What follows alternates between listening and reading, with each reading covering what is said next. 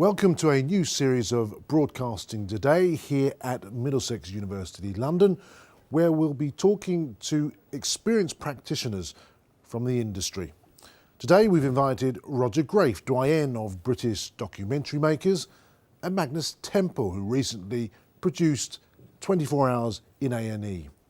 It's all part of our ambition to ensure that students learn how to think, but also how to do.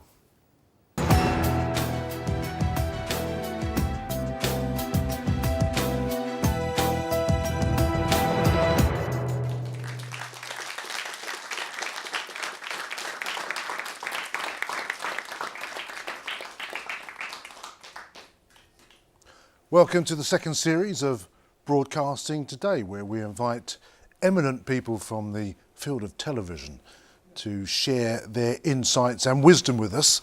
Today we have somebody who many people describe as the doyen of British documentary making, Roger Graef, and somebody who is no stranger to excellence himself, Magnus Temple, responsible for the making of the 24 Hours in A&E, among many other films. Roger, to you first then, as you are the man who has, if you like, changed pretty much many people's ways of experiencing documentaries over the last X number of years. 50 years. What brought you into documentary making in the first place? Well, I started out in the theatre. Originally I wanted to be a lawyer and a judge. And I was going up to university and asked my great uncle, who was a professor of law, what books on justice should I read before I went to university? And he said, we don't teach justice, we teach law, and they have nothing to do with each other, and that's the first lesson. So I got kind of disappointed by that and thought in the theatre, when I started directing, that I could produce plays about social justice that would generate people's engagement with the issues rather than the technicalities. And I did that for 9 years, and I came over here and did a play at the Royal Court, and I did plays that they were pretty good, they were effective. But I saw one night on television a film called One More River, which if you can get it, I suggest you do, from CBC in Canada. And it was a film about civil rights and the civil rights movement in the South. And I'm what is laughingly called a New York liberal, right? I was brought up, my parents were Democrats, I protested, did all the things that one rightly does, civil rights, all that. And I'd never, in all my life growing up there, listened to a redneck from the South talk about why they felt so strongly. And in this film, which had no narration, and it was just simply presented you with the people in the film, I just was stunned, because nobody told you what to think, nobody told you what to feel, you just had the evidence. And I thought, this is what I want to do, this is the real thing. And that's what I decided to do. From then on, the first film I made was about thalidomide children, the kids with no arms or legs, because that was in the news. And the parents group had asked me to make a film about the fact that they had brains, even if they didn't necessarily have arms and legs, normal ones, to show head teachers, right, of infant schools and primary schools. So that the audience, likely audience of that was like 20. And I made this film and discovered what I did, which is a method I can share with you, and Magnus, I think, might as well. Instead of taking the most extreme cases that were shocking and sort of tabloidy, I took the most attractive kid I could find, who had very short arms, and played with his brothers with his feet. He would fight with them with his feet, he'd wash the dishes with his feet, and so on. And made a film about him, and then took him to see the most disturbed children, the most damaged children. Anyway, it's half an hour film just for the head teachers.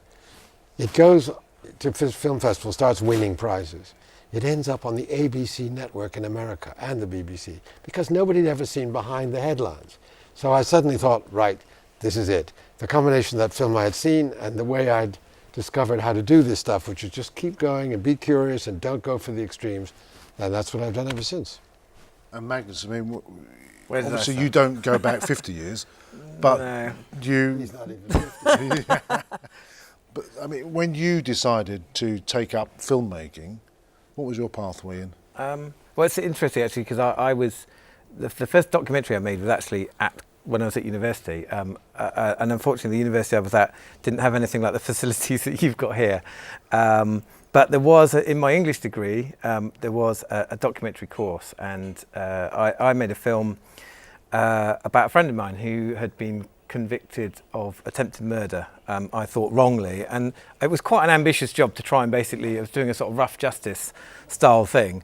And they won't know what rough justice is. Oh no, that's true. Yes, very true. Okay, so well, rough justice. It ran till relatively recently. Was a documentary strand which was about which was about looking at miscarriages of justice. I worked on it. It was one of my first jobs. And there we go. So there's a connection with Kurt. So that's what I was trying to do. But I actually at that time I had none of the tools. I had none of the mechanics. I just didn't have the first clue. I was really grasping to try and put something coherent together. But it kind of gave me a taste for it. And when I left university, it's what I decided to go into, starting right at the bottom, I might add, as a runner making cups of tea. I think there's some runners here who want to be runners as well, so they'll be pleased to hear that you started at the bottom, mate. Yeah, no, for sure. That's the only way to do it. What do you think has changed, Roger, over the years in terms of the way in which people want documentaries? We were just talking a minute ago, weren't we, about how much more difficult it is to pitch the kind of documentaries that you were making 50 years ago. You have to be slightly more cute about the way in which you approach that. Well, actually, the truth is, I'm sure Magnus will agree with this. The messages we get from commissioning editors are completely contradictory. They say, we want original voices, we want you to do breakthrough, we want you to surprise us, but we want 3.6 million by, on 8 o'clock at this channel with this kind of demographic mix. So you say, hold on, the thing about surprises is you don't know what's going to happen. So if you're asking us to do predictable surprises, that's a contradiction in terms.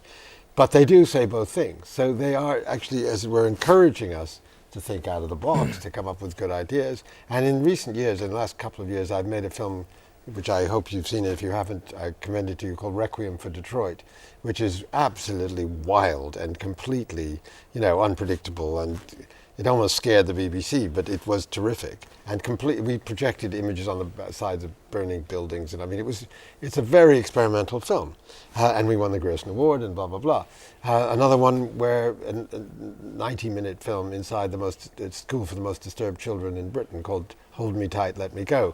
And I'll send you copies of both if you like. But that one had no commentary at all. It was a pure verite observational film by the wonderful Kim Longinotto. And I'm incredibly proud of that. And we should, so it's perfectly possible. And we're making these great Ormond Street series now, which is a bit more conventional, but huge risks with dying children all the time. How many people have seen Great Ormond Street in the audience? One person. Well, it's terrific, and there's another series coming up. Do try and see it. But instead of the convention on children's hospitals where everybody was always saved, these are the places where doctors don't know. So, and the BBC loved it, and they gave us, really, we're now on our third series. So you can do it, but you have to deliver the audience. What about Feltham Sings, which was... Feltham Sings, another example, yeah. That was a crazy film. Absolutely, a musical but inside a youth prison. Could you do that again, do you think? Absolutely. I If think it so. hadn't been done, you could, couldn't you? Absolutely. True, yes. And I think actually the fact that Roger is still making films and still passionate about making films 50 years on is actually testament that there is still that appetite. And I think that, everyone always, people often sort of sound the death knell of documentaries and stuff, but actually, it goes in cycles, and I think actually this is some really interesting work being done. But I do agree that actually, when people say, we want this to deliver, no one really knows, and it's all very well. In hindsight, people go, that really worked, and this is the reason why it worked, because X, Y, and Z, or that didn't work, and that's the reasons why. It's all made up after the fact. Actually, you don't know. You just have to go with your instincts about what's going to make, I suppose, for compelling storytelling. How did you sell the 90 cameras argument, which is a huge expense? Yes. That's an interesting... Well, Roger traditionally goes around with one camera in a place at a time. Yeah. You decide that's an interesting shift. And I think I think there's really, really exciting films being made by single cameras over a long period of time. And I think what we were trying to do was to see what kind of level of storytelling you could get out of an incredibly compressed time frame. So the idea of having 90 cameras at your disposal is really so that you can get a huge amount of material, if you like, in a contained amount of time. But in a way, the thing about 24 Hours in A&E, which I think Kurt's referring to, is although you've got this massive kit of parts and you've got trucks and you've got 2 galleries and all sorts of things, actually, at the end of the day, you're still trying to tell very specific, often quite intimate human stories. So it's very important that you don't get carried. You know, the technology is just method. It's just one method of capturing human stories. But didn't they balk at the idea? Because the cost, everyone's so worried about costs now.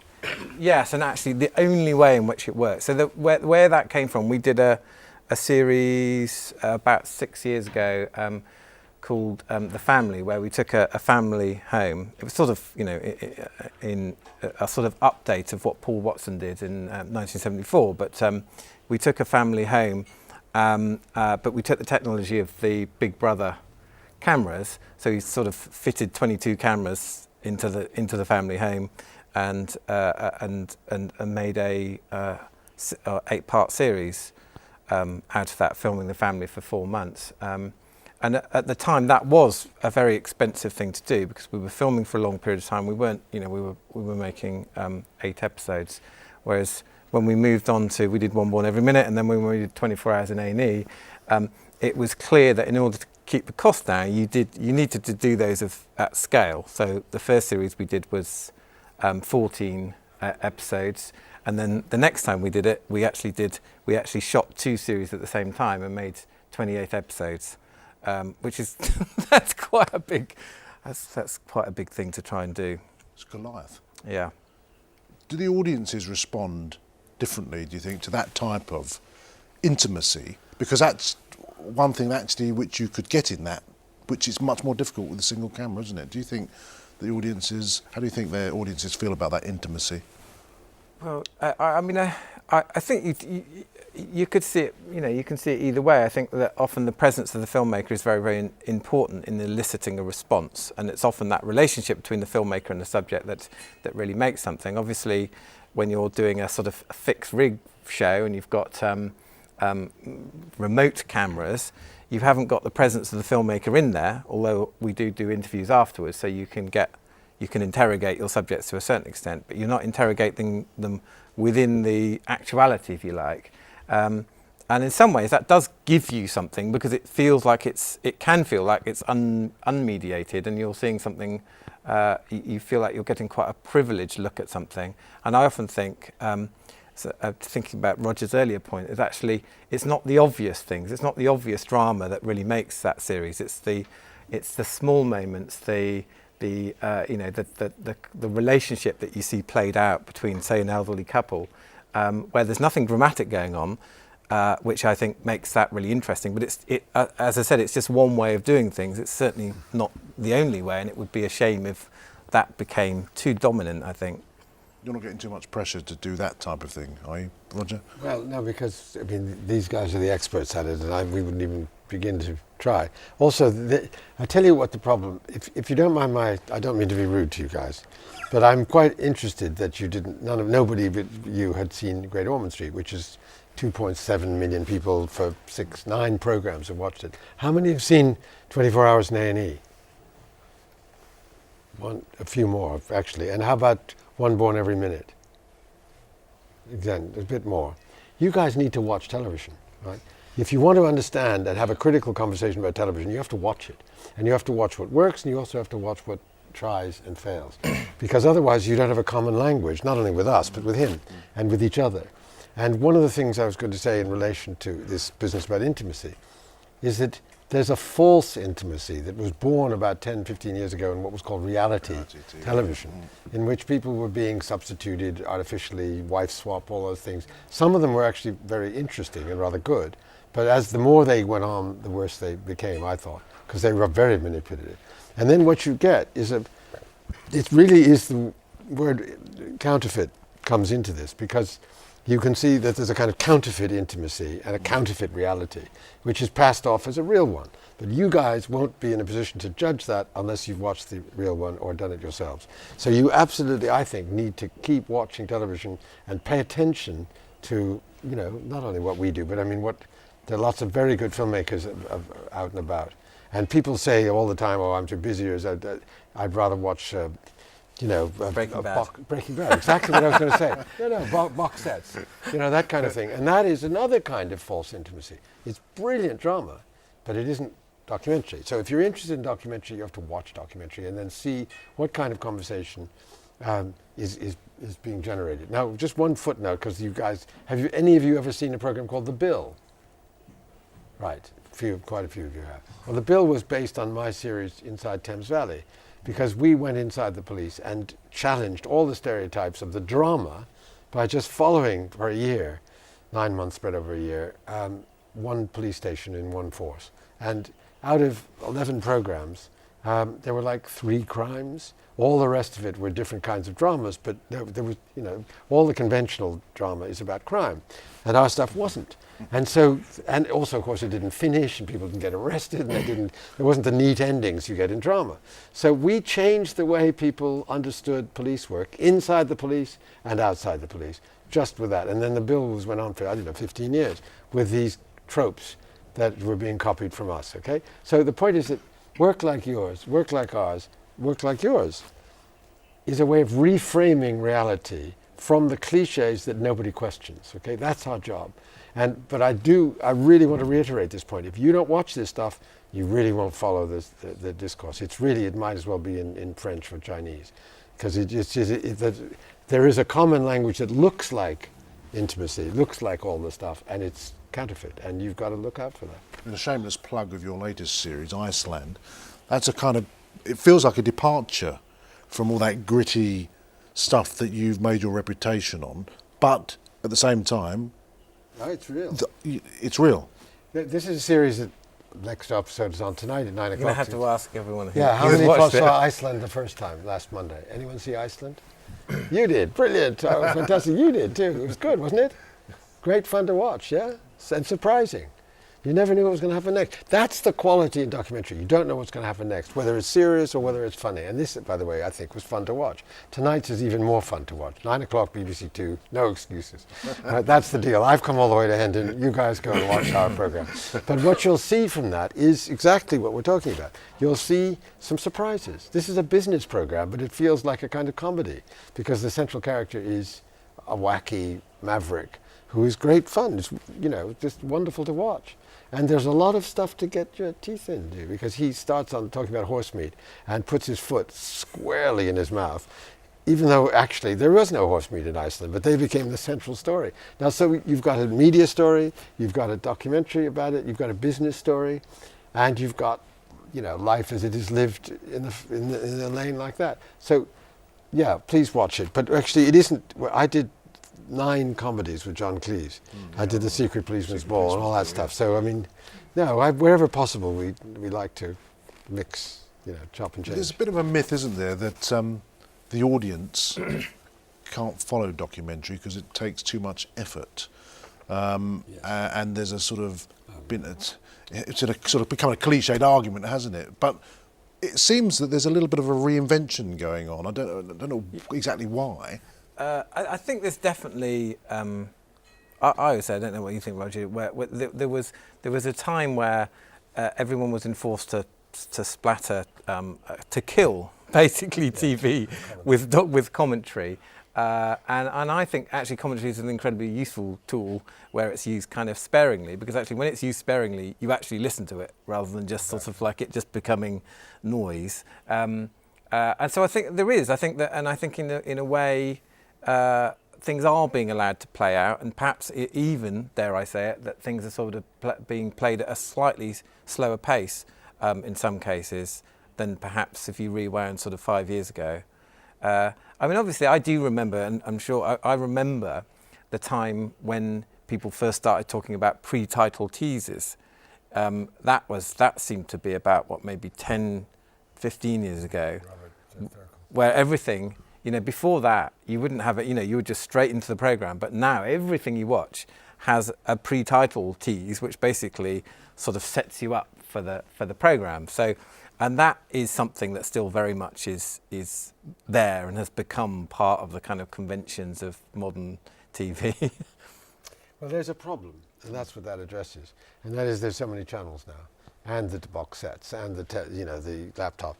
I think it's 70, 80% of people their age watch telly on their computer, or at least with the computer on. It's a huge percentage anyway, much higher than your age or mine. But so there's a feeling that there's an awful lot of demands on people's attention, and that first couple of minutes is of the way we hope, at least, to grab.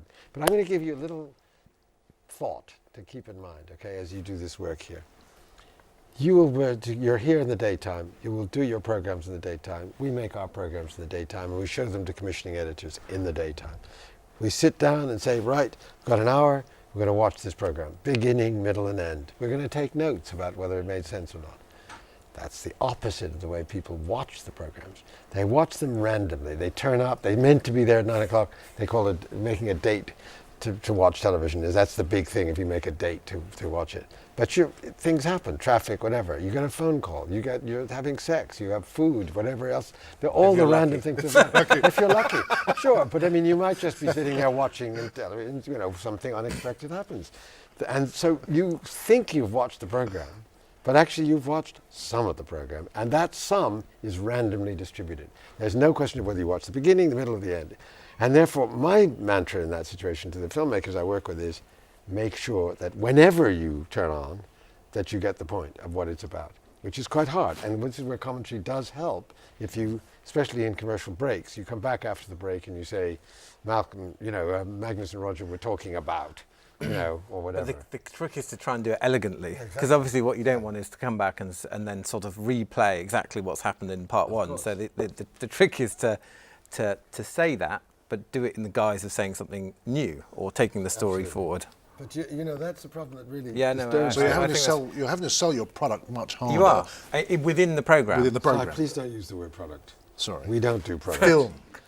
Programs. Product or content. Film. Content. Content. No, but product. Okay. Film. Please. You're having to sell it much harder. Yes. Oh, sure. Are you having to sell it much harder to commissioners? Yeah, well, except that if Magnus walks in the door, they're going to listen. When we walk in the door, hopefully they listen. They do want what we do. They just want to make sure it delivers. That is, yes. But actually, the good thing is that no one really knows. Exactly. So actually, yes. Really, really good stuff can deliver. I mean, some, bad stuff rates very well as well. Sure, yeah. But I think the fact that good things do continue to rate means that I think there will always be an appetite for quality, and I don't really detect in my conversations with commissioners a sort of worse level of conversation than I was having 5 years ago. There's still really interesting conversations to have about what we should put on TV, and I suspect that's why we're both doing it still. Well, there is a problem, okay? Channel 4's share is dropping. The BBC has made almost, if you designed a mess that was going to destroy people's confidence in the BBC, you'd have done the Jimmy Savile story from beginning, middle, and end. The BBC's in deep. The ITV is being carried by its drama, and they've just hired the wonderful Richard Klein, who used to run documentaries in BBC4, to try and invigorate the factual, which would be very interesting, and if he can pull that off. But BBC4 has lost its money because the BBC cuts just went for 4 irrespectively. So it's hard. It is hard, and they need ratings to justify their existence. So we have prizes, awards help, reviews help, impact helps, but they do want the numbers. And so, in a way, we're caught trying to do what we believe in, but in a form which, as you say, we have to sell and say, not only is Great Ormond Street cutting new ground, for example, showing doctors who don't know what to do, and they're the best in the world. Nobody's ever seen doctors just say, I don't know what to do, what do you think? and then we get 2.6 million every week.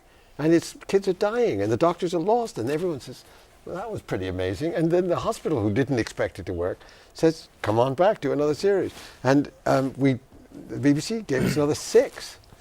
And the really interesting thing, if you forgive me for going on about that for a moment, and I do urge you to look it on YouTube, it's fantastic stuff, is that the people who liked it most weren't the 2.6 million, and that is a lot for 9 o'clock on BBC Two of a very tough film. The doctors and nurses liked it. But it's the new parents who are coming in expecting miracles and suddenly saw there's a limit to what the doctors can do. So in terms of the real experience of those lived parents and the doctors and the nurses, we changed that. Because we retuned it and reframed it and said, they're not geniuses. It's not like the fictional version in which they always get it right, like House or whatever else. This is real. So what our job is, we did it, but we also got 2.6 It's a curious million. thing, though, isn't it? Because coming off the back of you, Roger, is that in a way, talking about Great Ormond Street, the police, Iceland, suggests that actually access is becoming easier as those organisations as those organisations recognise what the value can be for themselves. Yeah, there is some of that, although I don't think access is ever easy. Yeah. But I do think what's interesting is that just thinking about what Roger said about Great Ormond Street is that the idea of documentary as kind of returning brand in the same way that a drama might be. That's a fairly new thing. Yes, it is. Because actually, Well, you did it really with One Born Every yeah. Year. But obviously dramas people kind of come back, but sort of having a sort of a documentary precinct that you actually return to. I mean that you just wouldn't have done that 10 years ago. Yeah. Except something like Traffic Cops. Yes. But that's Yes, just that's true. That is Those true. are just conventions. That is true. Yeah, sorry. And that is Forgetting product. those ones. That is product, by the way. Yeah. No, it's okay. I mean, they're very good at it, and 6 million people watch it. I mean, huge numbers. Less now though. Good. I mean, Coming to our Yeah, I think so. How much do you worry? I mean, everyone talks about digital transformation and the way the landscape changes. You've already talked about, the channels are struggling financially. They've got to get the numbers. In some ways, though, digital transformation offers new horizons, doesn't it? I mean, it offers a possibility. If you can monetize it, you've got to get the money in from it. But potentially, it offers a whole new set of horizons, doesn't it? What do you think, Magnus? Yes, I mean it's an interesting one because I think that exactly how that landscape is going to change and what the conventional broadcasting platforms are going to do about it has been a question that's been around for a long time now. And the broadcasters keep doing things like having initiatives like multi-platform initiatives. And what you tend to find is that when there's a sort of budget cut, those are the first things to go because actually. It's the sort of, the bread and butter, if you like, of the broadcaster's output that's what they're focused on. Undoubtedly, everyone's watching TV in a multitude of different ways, but at some point, regardless of how you watch TV, and I think how you measure viewers will change a lot. I think you still need, as an audience, you still need to know where to go to get the programmes you like. So if it was just a complete free-for-all, you would never know. So I think actually having the BBC or Channel 4 are brands that sort of stand for something is useful, even if actually your method of watching and the schedules have become perhaps slightly less so. Although having said that, I still do think that there are moments like, something like Bake Off, for instance, or any of the Saturday night talent shows, sort of demonstrate that actually there are still certain moments within television that people do like to come together and watch as they're going out. It's as an activity. So I think, although of course viewing habits will shift, no one can really predict quite how that's going to happen and how fast that's going to happen. Do you think that? Sorry, can I go on. build on that? Because I think I've spent the last 10 years trying to promote multi-platform work and did a big series with Nick Ross and Mentor. In fact, 3 years ago, which was the largest online or multi-platform project in documentaries that year. And exactly what you described happened.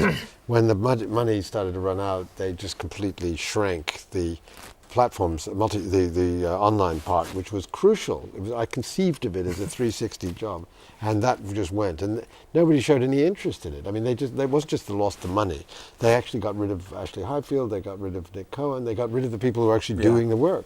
So in a sense, having had, this is the technological revolution and we're all behind it, then they just turned away, and for the reasons you described. However, things like crowdfunding and a lot of documentaries, guerrilla television, guerrilla TV and current TV and other digital channels that are there only online, I think that presents an opportunity for you guys that we would not have had. There's a massive opportunity That's there. where I was coming to. And I think for talent, for a platform for talent, I mean, that's amazing. I think actually how to kind of match up those new forms and new platforms with the kind of existing industry, if you like, so that the existing industry gets to recognise the kind of new up-and-coming talent trying themselves out, whether it's on YouTube or some of these other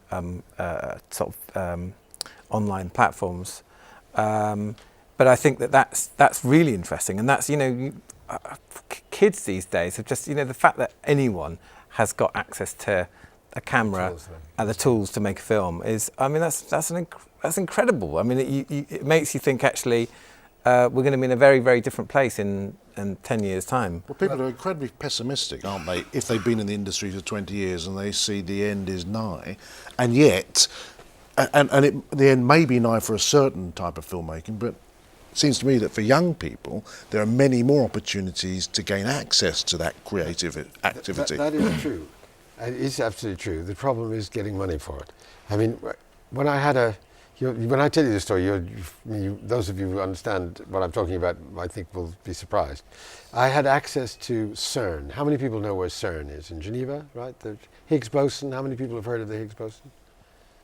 3. The Higgs boson, 4, 5. Sorry, I should 6, okay, fine. Well, the Higgs boson is the missing particle in the whole theory about how the world works, how matter works, and so on. It's an incredibly important Did you hear he discovery. went walking? Yes. he was. There's a moment he got the Nobel Prize. He just disappeared. Went walking. That's brilliant. Anyway, the point was that this is the most You were important walking year. with him, weren't you? No. It's the most important year in the history of physics, okay? With cameras now and all the stuff that nobody had. BBC gave me some development money. We went, because this is the way television works, okay? We went to Geneva for a week and filmed lots of interviews, and it was all really amazing stuff. Head banging, but hard, but interesting. Come back and they say, are they going to find this missing particle they've been looking for 40 years? I said, well, I don't know, because they don't know. He said, what do you mean they don't know? Well, they've been looking for it for 40 years. They hope to this year they're going to get there, getting close. Okay. Well, if they find it, who's going to find it? And so, well, there are 3 teams looking for it. There's like 3,000 scientists, and I can't really say it's them instead of, So, okay, so you don't know if they're going to find it, and you don't know who's going to find it if they find it. No, okay, it's too much. We can't do it, right? So the BBC turned down access to the most expensive machine in the history of the world, looking for the most important part. They turned it down. And I thought, sorry, I can't bear to walk away from this. So I went to Google, and I went to Peter Barron, whom we both know, who used to run Newsnight and so on, and said, Peter, what about Google Plus? You want to put it on the map and so on? This is perfect for that. And they just bought YouTube. And he said, great. So he didn't give us a lot of money, but if you're interested, on YouTube now, there are 14 4-minute films shot across the year of the discovery of the Higgs boson, which ends with the discovery. In fact, it was about 6 or 7 months. And they're fun, they're funny, physics can be fun, and it's a complete surprise, and they're 4 minutes long. So I'm as proud of that stuff as I am of, Great Ormond Street, really, because we had entered this private world and have these guys revealing their secrets with real wit and surprise. It has the same quality, but they're not big 60-minute documentaries that you enter into festivals. And that's using the platform. Strangely enough, I was told by a news editor that it was too boring to put on the news too. Some questions. Watch CERN People. CERN People, it's called, right? CERN People, all one word. Can you sell it back to the BBC? I mean, I think, can you... We talked about it, yes, and they were interested, but then actually they said, well, wait a minute, they found it. They've done it. Nothing. So, the story's over. That's it. No, but can you imagine? This is the most... Some questions in the audience. Sorry, there's not a head-banging story. Yeah. So can I just ask if you've ever had to, or if you feel you've ever misrepresented someone for the purposes of a good story? Oh, all the time, don't you think, Roger? I mean, it's par for the course. Do you mean in terms of the context in which? I suppose I can't think of an instance where anyone, and often we watch films with contributors. I can't think of an instance where anyone that we film with has kind of turned around and afterwards and said, "I'm really unhappy with that." Abu Hamza wasn't happy. Abu Hamza. Yeah, when we did that film about him. Yeah, but we weren't Jabba the quite Mosque. filming with him, were No, we? that's true. We filmed about him. He certainly wasn't happy. Yes. But do you mean in terms of film when you're filming with? I mean, the thing is that you have a huge responsibility when you're filming with people, and I think it can be frightening. And I've certainly been in viewings with people, and I'm thinking, oh my God, what are they going to think of this? Because sometimes you can go to quite difficult places, obviously, in films, and you have a huge responsibility to the people you film with. I think sometimes people, sometimes you get into conversations with organisations, and they sort of imply that actually just by the nature of putting someone on television, that's in some way sort of abusing them in some way. And I think there are so many important stories that are there that should be told, that yes, you might have to sometimes take that risk, but I certainly can't think of a situation where that risk hasn't paid off in terms of the contributor feeling that we've done the right thing by them. Roger? Yeah, I mean, actually, all those years ago, well, not 50 years ago, but 40 years ago, I tried to decide what I would want to do if somebody asked me to make a film about me. And I said, well, there are three very simple rules. I want to agree what the film's about, so they can't just go fishing looking for my embarrassing moments. To have the chance to say that's confidential, personally or professionally, you can't use it, switch it off. And third, a chance to see the film when it's finished, to see if it's fair and accurate and the confidentiality had been respected. And that's it. And I've used those rules ever since. And so I do show the films to people in them, say, did we get it right? And on the very, very rare occasions when they say we didn't, we change it. But on terms of accuracy as well as fairness. So one quick story, because it's quite an interesting one. I made a film inside the UN, and the American ambassador we were following was a kind of Groucho Marx figure. I mean, he really was funny, but he was not funny on purpose a lot of the time. And so I didn't want to have him lose his job because he suddenly appeared on television. So I flew his deputy from Geneva to London, showed her the film and said, look, is this going to hurt Bernie's career? Because I was so worried about this. And she said, that's what he's like. You've caught him. That is what he's like. And anybody who knows him and works with him, like his boss and everybody else, knows that. You haven't done anything to him. That's him. And so there have been occasional films where people have suffered. And the rape film, some of you saw the rape film which I sent here? One of you. You saw it? Yeah. Right. Well, that guy got himself into deep trouble and was kind of vilified. He had to leave the police. And a year later, he was on the Daily Mail Christmas quiz. Right? People were asking that kind of stuff. He was really, we didn't help him out of one little bit. But he was like that. And I knew he was like that. And I did as much as I could to help him to live with the embarrassment that came from being this kind of show-off, rather pushy and so on. But, that's what we do. I think we have, the Arabs, it's an old Arab custom saying that if you film somebody, you've captured their soul. Well, I believe that. And it's our responsibility to manage that.